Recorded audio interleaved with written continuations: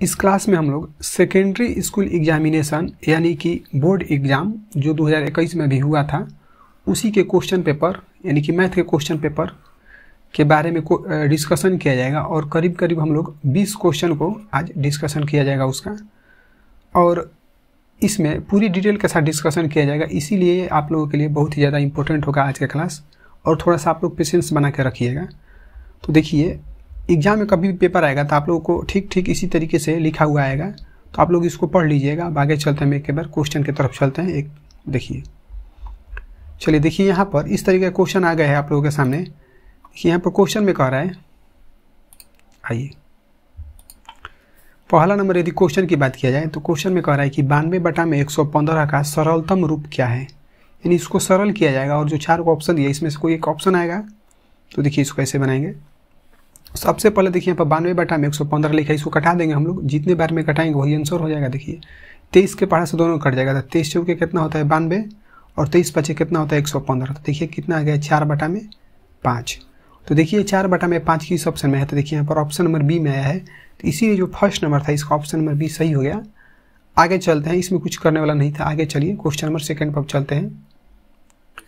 चलिए देखिए question number second, देखिए बहुत ही सुंदर सा क्वेश्चन ये भी आ चुका है कि 2 परिमेय संख्याओं के बीच, देखिए क्वेश्चन नंबर दूसरा कि 2 परिमेय संख्याओं के बीच कितनी परिमेय संख्याएं हो सकती है, यानी कि 2 परिमेय संख्याओं के बीच अधिकतम कितनी परिमेय संख्या हो सकती है। तो देखिए ऑप्शन में दिया है 1, 2, 3 और अनंत दिया है। तो देखिए इसको हम लोग पहले कैसे बनाएंगे।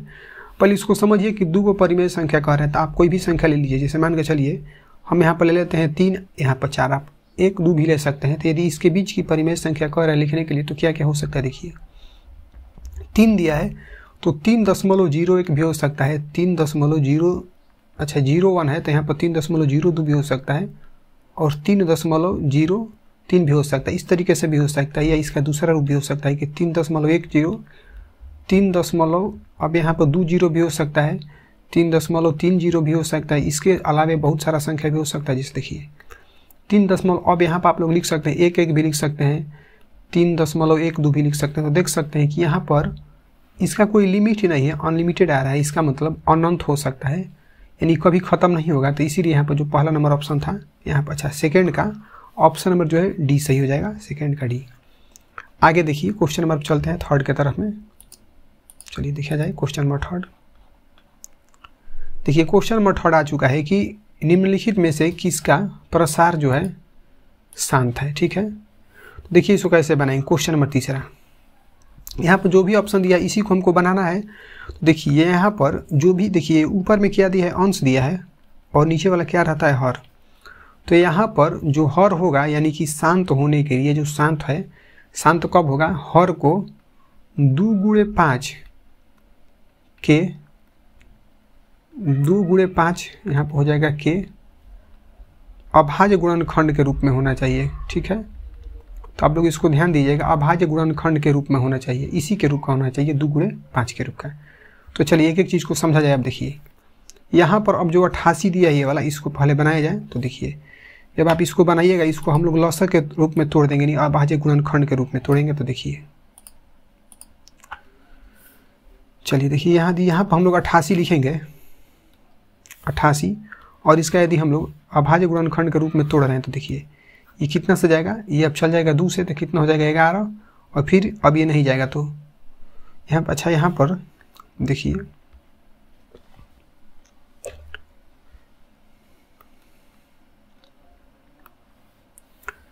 चलिए देखिए क्वेश्चन नंबर तीसरा बहुत ही प्यारा सा क्वेश्चन दिया है। क्वेश्चन में कह रहा है कि निम्नलिखित में से किसका दशमलव प्रसार जो है शांत होना चाहिए, यानी कि शांत है।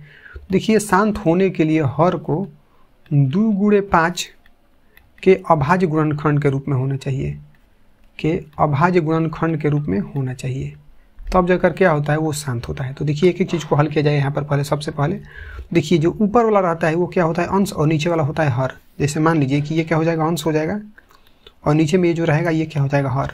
तो अब यहाँ पर 88 दिया है तो हम लोग 88 के यहाँ पर निकाल लेंगे अभाज्य गुणनखंड के रूप में। तो देखिए इसको ले जाएंगे 2 से तो कितना हो जाएगा 44 हो जाएगा यहाँ पर, और फिर यहाँ पर 2 से ले जाएंगे तो कितना हो जाएगा 22 दूनी के 44, और फिर यहाँ पर ले जाएगा तो कितना हो जाएगा 2 गुणे 11। तो देखिए अब यहाँ पर जब बनाइएगा तो 7 उसी तरह हो जाएगा, और बटा में यहाँ पर 2 का पावर कितना हो जाएगा 3, क्योंकि 2 3 बार आया है और 11 भी आया है। तो देखिए अब ये होगा कि नहीं, पहले इसको समझते हैं। देखिए यहाँ पर क्वेश्चन में कह रहा था, यहाँ पर हमने बताया कि 2 गुणे 5 के रूप का होना चाहिए, यानी कि 2 गुणे 5 जो है यहाँ पर हर में आना चाहिए। तो देखिए 2 का पावर कितना भी हो ये तो चल जाएगा, लेकिन यहाँ पर 11 आ चुका है, जो कि यहाँ पर कह रहा है 11 नहीं होना चाहिए, 2 गुणे 5 होना चाहिए। तो इसीलिए ऑप्शन नंबर ए जो है कट जाएगा।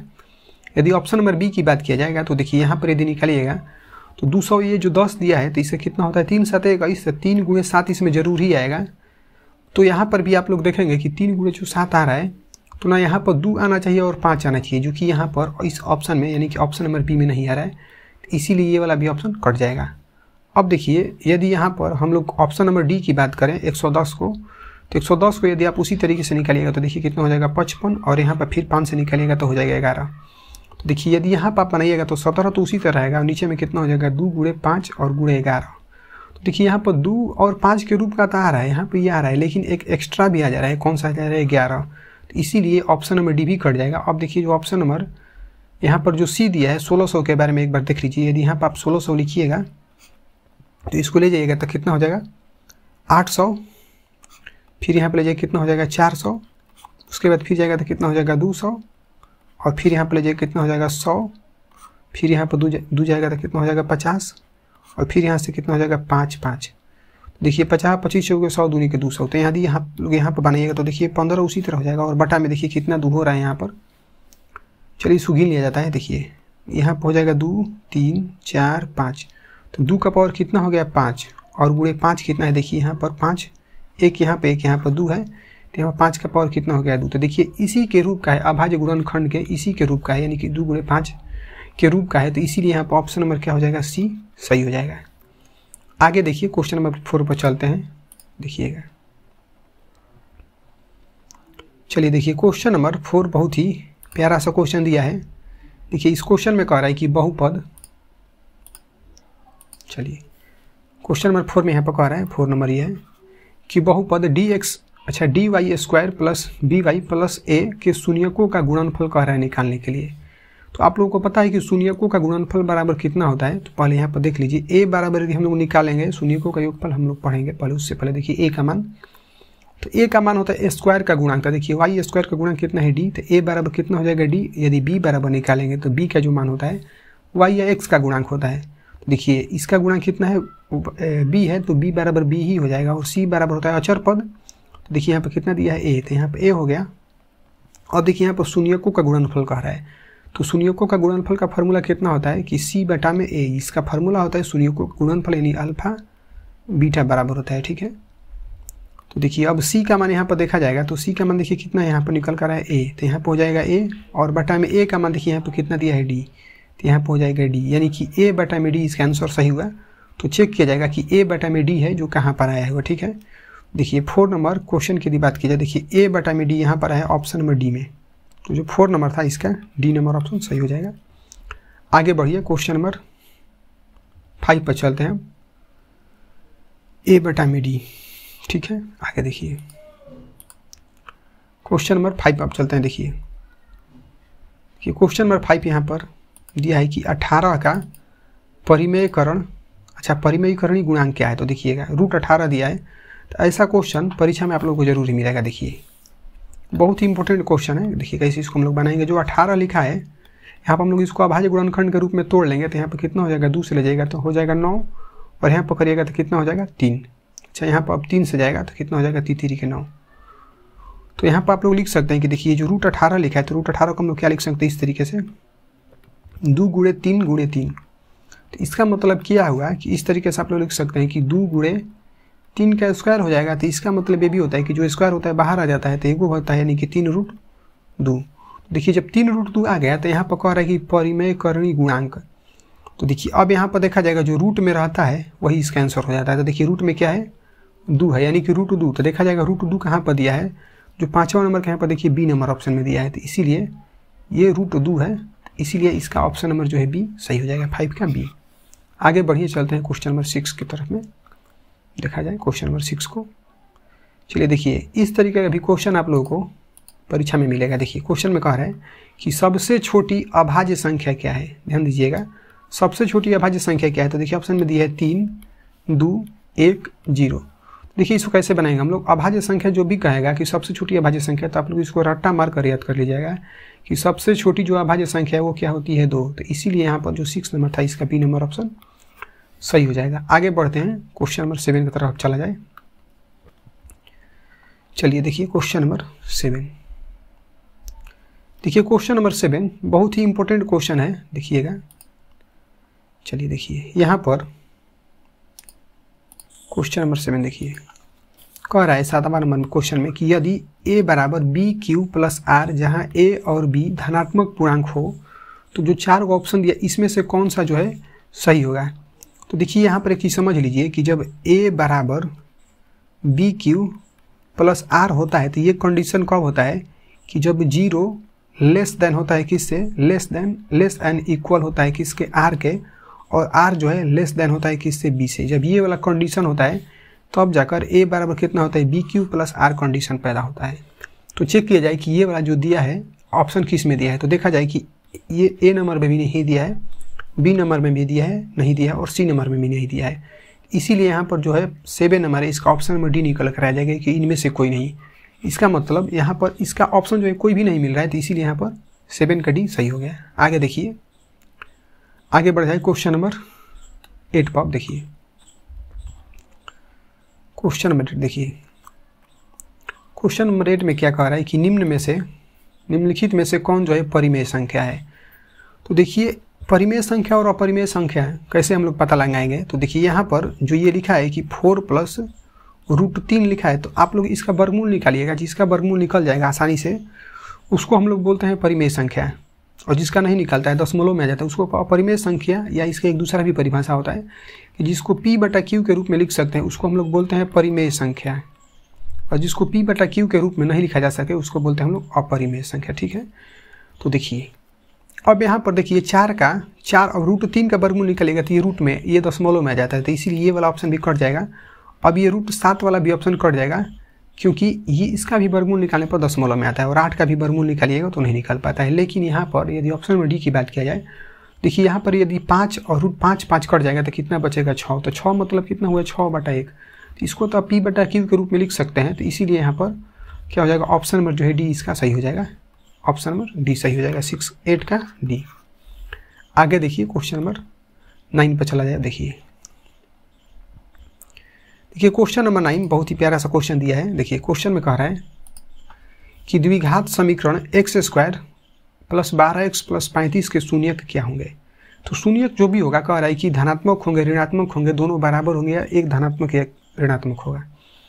तो सबसे पहले तो देखिए यहाँ पर जो लिखा है कि x² + 12x + जो 35 लिखा है, आप लोग इसका गुणनखंड निकाल दीजिएगा।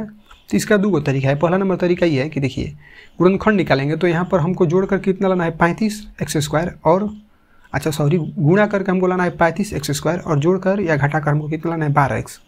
तो आप लोग इसको ऐसे भी लिख सकते हैं, देखिए कि यहाँ पर 7 और 5 यदि आप लोग लीजिएगा, 7 और 5, तो ये क्या हो जाएगा, जोड़ने पर आ जाएगा 12, लेकिन जब इसको गुणा करिएगा तो 7 और 5 कितना हो जाएगा 35, 7 × 5 = 35। तो इसका मतलब देखिए ये 7 और जो 5 लिया गया था ये प्लस में लिया गया था, जब इसका शून्यक निकलेगा तो ये दोनों किस में आ जाता है, माइनस में। तो यहाँ पर देख सकते हैं कि दोनों ऋणात्मक हो जाएगा। ऑप्शन नंबर बी यहाँ पर सही हो जाएगा। पहला नंबर तरीका ये हो गया, और दूसरा नंबर तरीका देख लीजिए आप लोग, यहाँ पर x² हो जाएगा, और यहाँ पर देखिए जो 7 और 5 ये वाला है, तो आप लोग यहाँ पर लिख सकते हैं उसी तरह 7x और प्लस 5x, क्योंकि जोड़ कर लाना था तो इसीलिए यहाँ पर दोनों प्लस में हो गया, और यहाँ पर प्लस 35 ये था 35 हो गया। देखिए यहाँ पर x बाहर निकलेगा, कितना बचेगा x + 7, और यहाँ से 5 बाहर निकलिएगा तो x बचेगा, और 5 का पढ़ा पढ़िएगा 7 बार तभी तो 35 आएगा, तो इसीलिए 7 हो जाएगा। तो अब कितना हो जाता है x + 5, और दोनों कोष्ठ में लगेगा एक साथ, x प्लस कितना हो जाएगा 7। तो फिर अब जब बनाइएगा इसके बराबर यदि 0 करके बनाइएगा तो x बराबर x जो ये +5 दिया इसके बराबर हो जाएगा 0, तो x बराबर निकलेगा तो कितना हो जाएगा -5। और फिर यदि बनाइएगा इस साइड में, देखिए अब ये वाला x प्लस जो 7 दिया है यहाँ पर, तो इसके बराबर कितना हो जाएगा 0, तो x बराबर निकलेगा तो कितना हो जाएगा -7। तो देख सकते हैं यहाँ पर कितना आ गया -5, और यहाँ पर आ गया -7। हमने पहले ही बताया था कि -7 और -5 आएगा। तो अब यहाँ पर देखा जाए कि क्वेश्चन में ये नहीं पूछ रहा है कि क्या इसका आंसर होगा, पूछ रहा है कि जो होगा वो ऋणात्मक होगा कि धनात्मक। तो देखा जाए यहाँ पर -5 है, यहाँ पर -7, तो ये दोनों क्या है, ऋणात्मक है। देखिए यहाँ पर दोनों ऋणात्मक आ चुका है किस ऑप्शन में, ऑप्शन नंबर बी में। तो यहाँ पर जो 9 नंबर क्वेश्चन था इसका ऑप्शन नंबर बी जो है सही हो गया। आगे देखा जाए क्वेश्चन नंबर 10 पर आप चलते हैं। देखिए चलिए देखिए क्वेश्चन नंबर 10 बहुत ही अच्छा सा क्वेश्चन आ चुका है। देखिएगा क्वेश्चन में कह रहा है कि निम्नलिखित में से कौन जो है अपरिमेय संख्या है, यानी कि अपरिमेय संख्या जिसको हम लोग p/q के रूप में नहीं लिख सकते हैं, यानी जिसका वर्गमूल निकालेंगे और दशमलव में आ जाएगा। तो देखिए अब यहाँ पर √121 दिया है, तो √121 बराबर कितना होता है 11, क्योंकि 11 का 11 से गुणा करें कितना जाएगा 121। अब देखिए 196 दिया है, तो 196 का मतलब कितना होता है 14, रूट में 196 दिया है तो इसका मतलब कितना होता है 14। अब देखिए यहाँ पर अब जो ये दिया है डी नंबर 279, अच्छा 89 दिया है 289, तो इसका मतलब कितना होता है 17, क्योंकि 17 का स्क्वायर करेगा तो 289 हो जाता है। अब देखिए यहाँ पर जो ये 27 दिया है रूट में, तो इसका वर्गमूल निकालिएगा आप लोग तो दशमलव में आ जाएगा, तो इसीलिए अपरिमेय संख्या क्या हो जाएगा, ये √27 हो जाएगा, यानी कि ऑप्शन नंबर जो है C10 का सही हो जाएगा। ठीक है, तो चलिए ठीक है यहाँ तक 10 का C। ठीक है, चलिए आगे बढ़ा जाए। चलिए देखिए 11 नंबर क्वेश्चन, बहुत ही प्यारा सा क्वेश्चन इसमें दिया है, परीक्षा में पूछता है इसी तरीका क्वेश्चन आपके एग्जाम में। देखिए क्वेश्चन में कह रहा है कि बहुपद y² - 25 के शून्य क्या होंगे। देखिए इसको कैसे बनाया जाएगा, यहाँ पर y² माइनस जो 25 लिखा है तो आप लोग इसके बराबर में क्या लिख सकते हैं 0। देखिए जब आप इसको बनाइएगा तो y बराबर ये माइनस में 25 दिया है, तीसरे में जाएगा तो किस में हो जाएगा प्लस में 25, यहाँ पर y² होगा। तो अब y² बराबर बस y बराबर निकलेगा तो ये किस में चल जाएगा रूट में, तो रूट में चल जाएगा तो 25 हो जाएगा। तो अब √25 का मतलब कितना होता है कि प्लस माइनस दोनों हो जाता है 5 में, तो इसका मतलब ये हो गया कि एक बार क्या हो जाएगा ये प्लस में 5 हो जाएगा और एक बार माइनस में, तो इसका मतलब एक हो जाएगा 5 और दूसरा हो जाएगा -5। तो चेक किया जाए कि इस ऑप्शन में दिया है, देखिए यहाँ पर ऑप्शन नंबर ए में दिया है 5 और -5, तो इसीलिए जो 11 नंबर था इसका ए नंबर ऑप्शन बिल्कुल सही होगा। आगे बढ़ा जाए, क्वेश्चन नंबर 12 पर चलते हैं। देखिए चलिए देखिए क्वेश्चन नंबर 12, देखिए इस तरीके का क्वेश्चन देखिए। चलिए देखिए क्वेश्चन में कह रहे हैं 12वां नंबर में कि एक द्विघात बहुपद के शून्यकों का योग, ध्यान से समझिएगा, बहुपद के शून्यकों का योग तथा गुणनफल क्रमशः दिया है 3 और एक दिया है -40। कहने का मतलब यह है कि क्रमशः जब दिया है तो शून्यकों का योग कितना दिया है 3 और गुणनफल कितना दिया है -40। ठीक है, तो कह रहा है कि द्विघात बहुपद क्या है, तो आप लोग जानते हैं कि द्विघात बहुपद के लिए फार्मूला कौन सा होता है।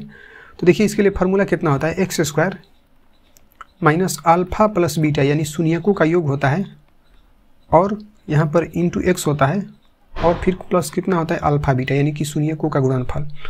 तो देखिए अब x² ये तो उसी तरह हो जाएगा और माइनस भी होगा। अब देखिए अल्फा + बीटा मतलब शून्यकों का योगफल, तो देखिए शून्यकों का योगफल कितना दिया है 3, तो यहाँ पर 3 हो जाएगा, x है तो x हो जाएगा और प्लस।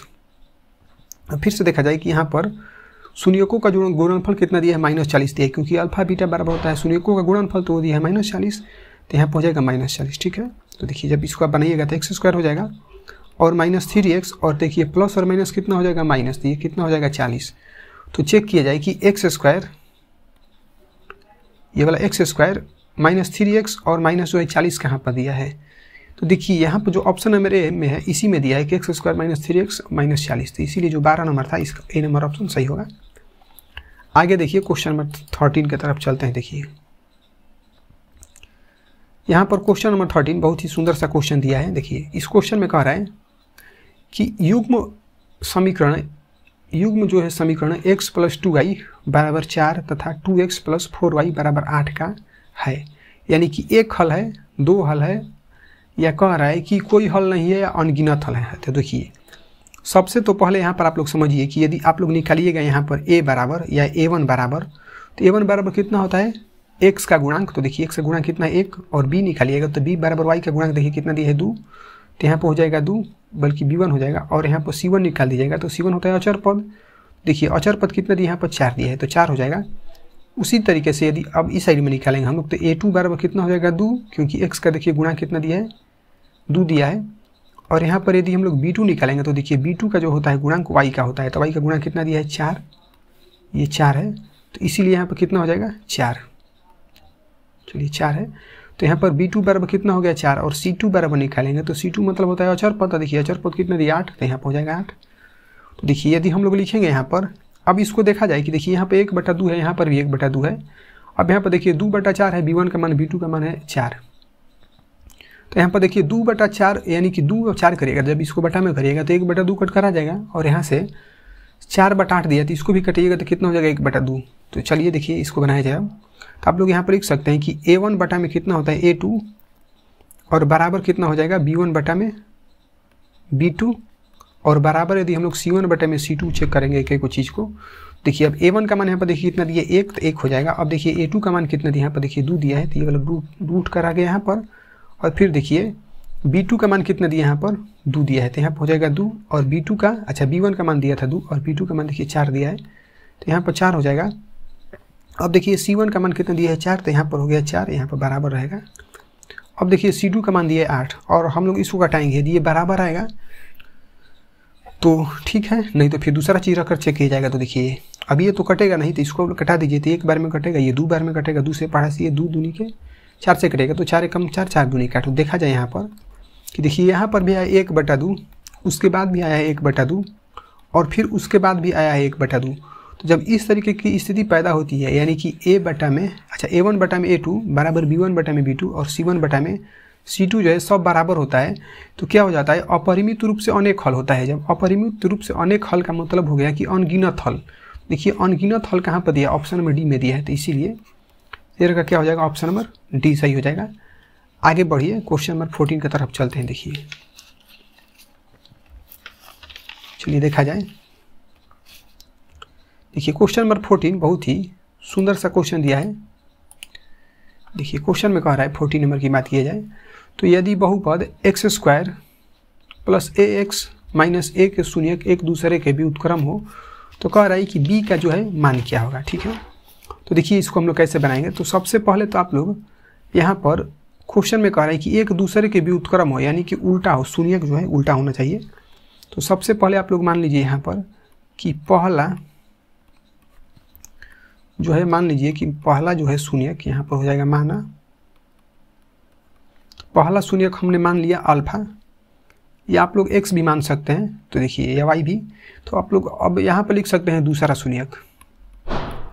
चलिए देखिए दूसरा शून्यक क्या होगा, क्योंकि देखिए यहाँ पर एक दूसरे का व्युत्क्रम कह रहा है तो ये x है तो इसका अल्फा है तो इसका व्युत्क्रम कितना होगा 1 बटे में अल्फा, तो इसका 1 बटे में अल्फा इसका व्युत्क्रम हो गया। लेकिन जब हम लोग इसका निकाल देंगे, अब निकाल देंगे गुणनफल किसका शून्यकों का, तो यहाँ पर लिख सकते हैं शून्यकों का गुणनफल। ठीक है, देखिएगा ध्यान से शून्यकों का गुणनफल यदि हम लोग निकालेंगे तो चलिए देखिए शून्यकों का गुणनफल मतलब इन दोनों को गुणा कर देंगे तो यहाँ पर अल्फा दिया है तो अल्फा और गुणा हो जाए कितना 1 बटा में बी अल्फा, ये दोनों को गुणा कर देंगे क्योंकि गुणनफल है। तो देखिए अल्फा अल्फा कट जाएगा यहाँ पर तो यहाँ पर कितना बचेगा, यहाँ पर बचेगा 1। तो देखिएगा ध्यान से कि यहाँ पर 1 आ चुका है शून्यकों का गुणनफल। ठीक है, तो अब देखिए जब आगे हम लोग फिर से बनाएंगे तो अब हम लोग निकाल देंगे यहाँ पर शून्यकों का गुणनफल का फॉर्मूला पहले कितना होता है। तो देखिए इसके लिए आप लोग यहाँ पर लिख सकते हैं कि a बराबर कितना हो जाएगा 1, क्योंकि x² का गुणनफल 1 है, और b बराबर निकालिएगा तो b बराबर कितना होगा 1, क्योंकि देखिए यहाँ पर x का गुणांक होता है तो x का गुणांक कितना a है,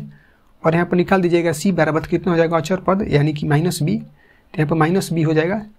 अब देखिए जब इसको हम लोग फिर से बनाएंगे यहाँ पर c का मान कितना हो जाएगा माइनस b।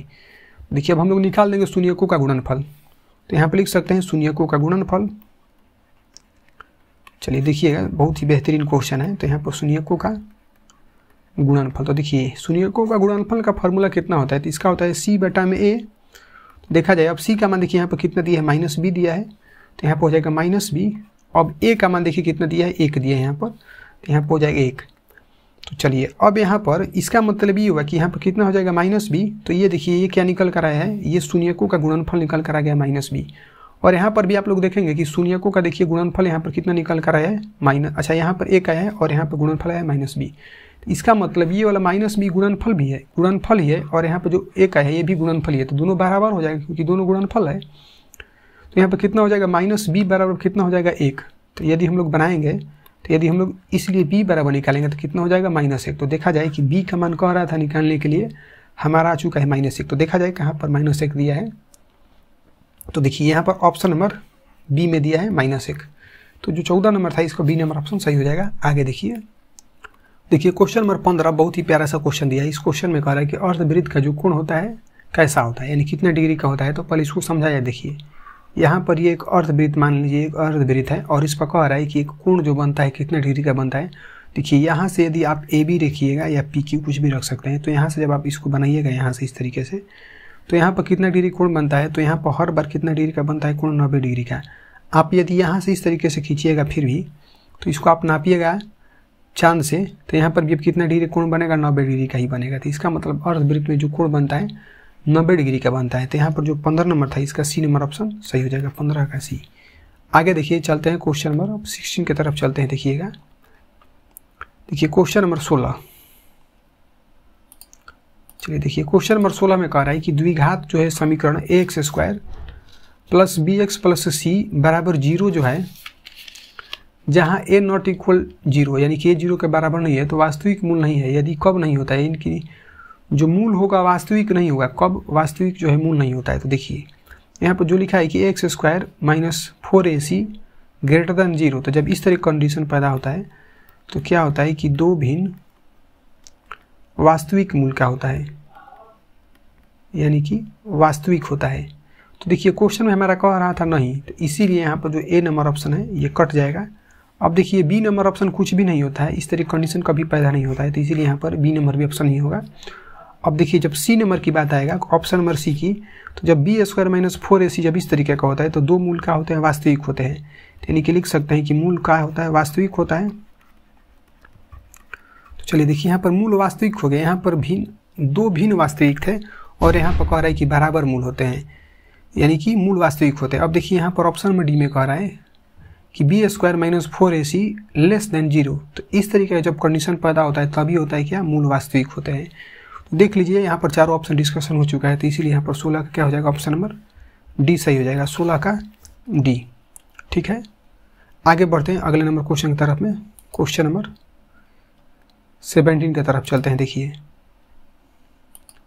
क्वेश्चन नंबर 17 की तरफ चलते हैं। देखिए चलिए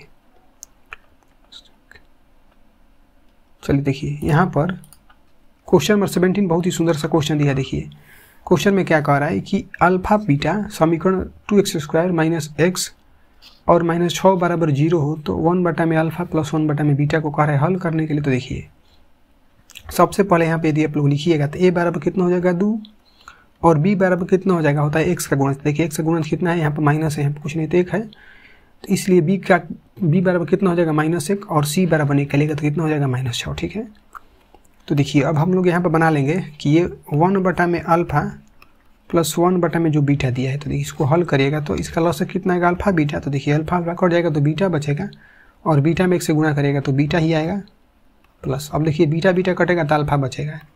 देखिए यहाँ पर बीटा और अल्फा कह रहा है, तो बीटा अल्फा यानी कि अल्फा प्लस बीटा बराबर कितना होता है, शून्यकों का योग। तो शून्यकों का योग का फार्मूला कितना होता है, -b बटा में a होता है। अल्फा प्लस बीटा यहाँ पर लिख देते हैं हम, तो अल्फा प्लस बीटा होता है -b बटा में a। तो देखिए माइनस कह रहा है तो यहाँ पर माइनस हो गया, b का मान पहले से ही -1 में दिया है, तो -1 को लिखो कष्ट में कर लेंगे और a का मान देखिए 2 दिया है तो 2 हो गया। अब इसको बनाइएगा तो देखिए माइनस माइनस कितना होता है प्लस, तो यहाँ पर हो जाएगा +1 बटा में 2। ठीक है, अब नीचे में कह रहा है कि शून्यकों का गुणनफल यानी अल्फा बीटा, तो यहाँ पर निकाल दीजिए अल्फा बीटा। तो शून्यकों का गुणनफल कितना होता है, c बटा में a। तो देखिए c का मान कितना दिया है -6 और a का मान दिया है 2।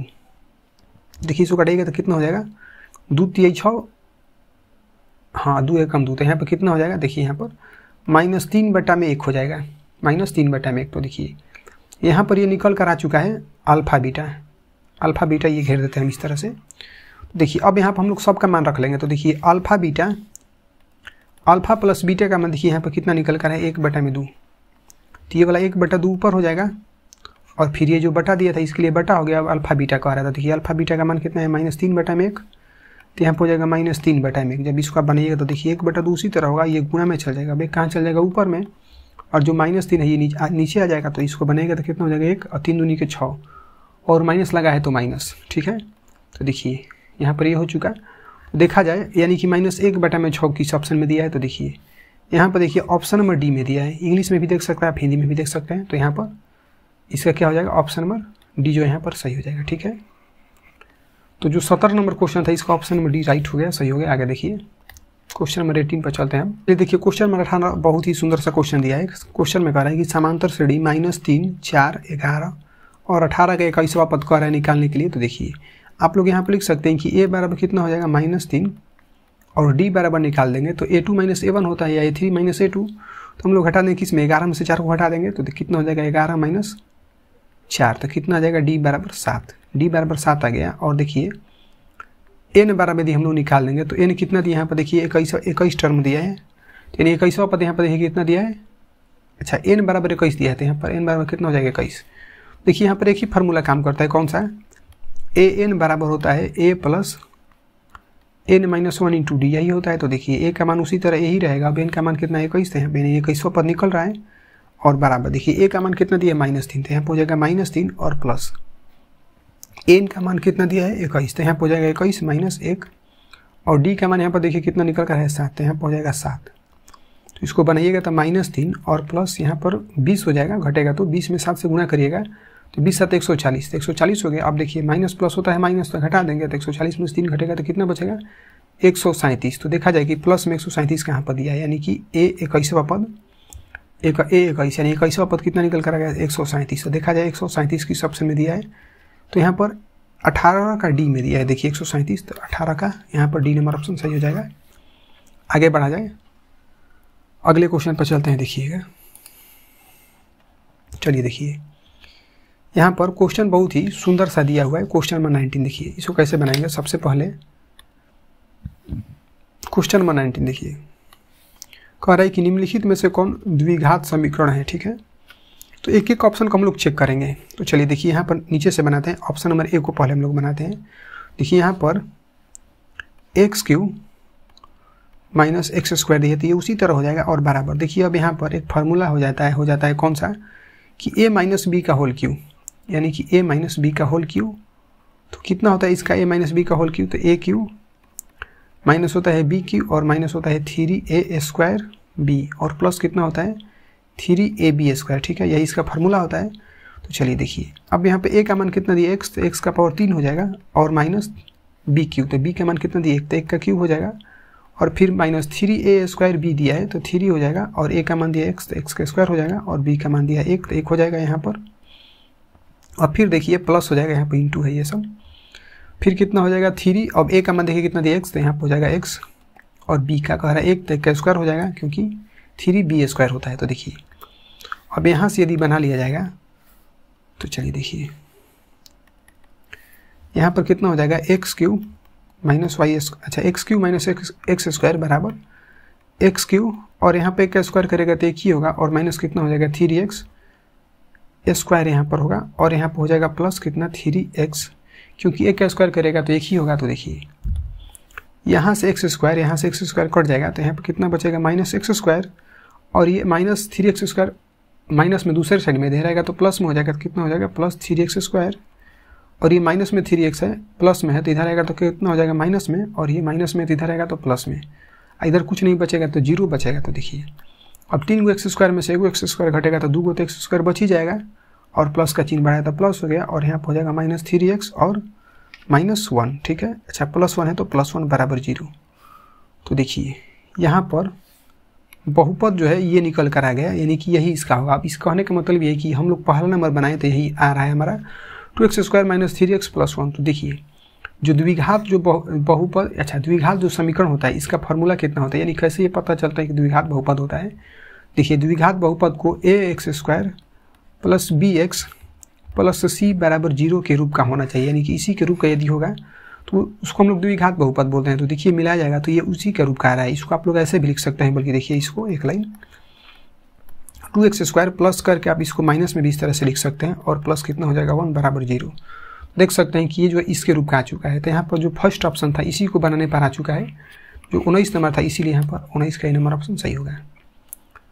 चलिए देखा जाए आगे 20 नंबर क्वेश्चन पर चलते हैं। चलिए देखिए 20 नंबर क्वेश्चन एक और समांतर श्रेणी से क्वेश्चन दिया हुआ है, देखिएगा। देखिए क्वेश्चन नंबर 20 में कह रहा है कि समांतर श्रेणी 80, 76, 72 और 68 का कौन सा पद कह रहा है 0 होगा, ठीक है। तो देखिए इसको कैसे बनाएंगे, थोड़ा सा इसको ऊपर किया जाता है। चलिए देखिएगा, चलिए देखिए यहाँ पर, ठीक है।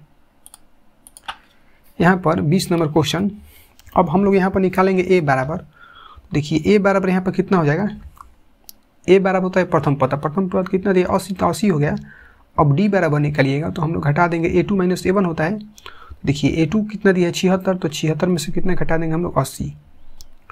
तो डी बराबर कितना निकल कर आ जाएगा -4। तो देखिए डी बराबर -4 आ गया। और यहाँ पर कह रहा है कि ए एन कितना दिया, अच्छा सॉरी अंतिम पद या कौन सा पद कह रहा है 0 होगा। तो इसका मतलब यहाँ पर हो सकता है कि ए एन यानी कि अंतिम पद कितना दिया है 0, ठीक है। तो देखिए इसके लिए फार्मूला कौन सा होगा, ए एन बराबर ए प्लस एन -1 इंटू डी। देखिए ए एन बराबर कितना हमारा निकल कर है 0। तो यहाँ पर हो जाएगा 0 बराबर ए का मान दिया है 80, तो 80 हो गया, प्लस एन का मान नहीं दिया है, एन निकालना ही है। तो यहाँ पर एन -1 उसी तरह हो जाएगा। अब डी का मान कितना दिया है -4, तो यहाँ पर -4 हो गया। अब देखिए 0 बराबर 80 होगा और प्लस, अब इसको जब गुणा करिएगा तो कितना हो जाएगा, -4 को n से गुणा करिएगा तो -4n और माइनस माइनस हो जाएगा प्लस, तो यहाँ पर हो गया +4। देखिए यहाँ पर बनिएगा तो कितना हो जाएगा 0 बराबर 80 प्लस और माइनस कितना हो जाएगा माइनस, तो यहाँ पर हो जाएगा 4n। और देखिए प्लस और प्लस कितना होगा प्लस है, तो यहाँ पर 4 हो जाएगा। फिर से यहाँ पर बनेगा तो कितना हो जाएगा 80 और 84, तो 84 माइनस 4n। देखिए ये 4n उस साइड में, इस साइड में आएगा तो 4n माइनस में था, तो इस साइड में आएगा तो प्लस में, और बराबर कितना होगा 84। तो यदि आप n बराबर निकालिएगा तो n का गुणा हुआ 4 के साथ में, तो 4 आ जाएगा नीचे, गुणा में तो भागा में तो नीचे आ गया। अब 84 जो है यहाँ पर हो जाएगा ऊपर में, तो देखिए कटाइएगा तो 4 से कटेगा तो कबर में कटेगा 2184, तो n बराबर कितना निकल कर आ गया 21, यानी 21वां जो पद होगा वो क्या होगा 0 होगा। तो देखा जाए 21वां पद कहाँ पर दिया है, तो देखिए ऑप्शन नंबर बी में दिया है 21वां पद। तो जो 20 नंबर क्वेश्चन था इसका ऑप्शन नंबर बी जो है सही हो गया।